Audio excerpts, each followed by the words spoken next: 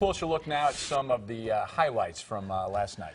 And we are joined now by Garrard McClendon, political expert and Chicago news commentator. We've pulled up the easy chair for you. We've got a permanent spot because you've been joining us a lot to break it down. Thank you. So let's start with this. Hillary Clinton making history, obviously, as the first woman to head a major party ticket.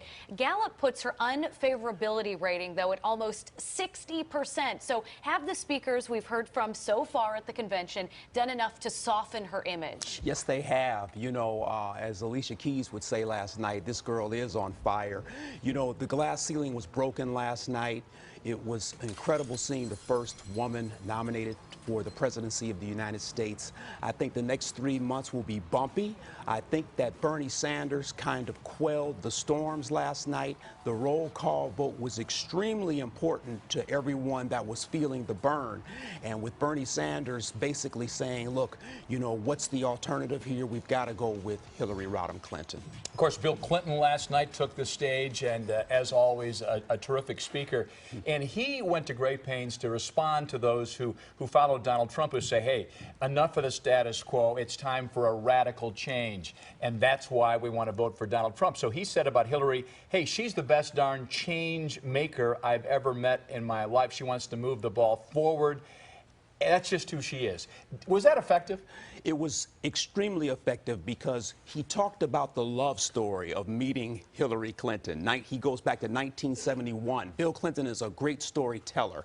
He went from 71, talked about the courtship, talked about college, talked about political movements that they were fostering during the 70s and 80s, and then he weaves this whole metaphor of make-believe and what's real. He calls Hillary the real deal. He says anyone else that runs against her is make-believe.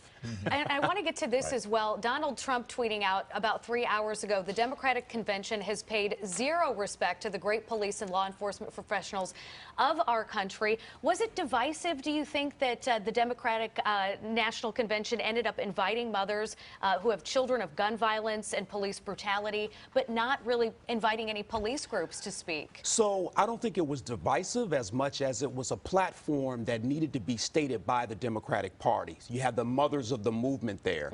You probably would never see the mothers of a movement at an RNC.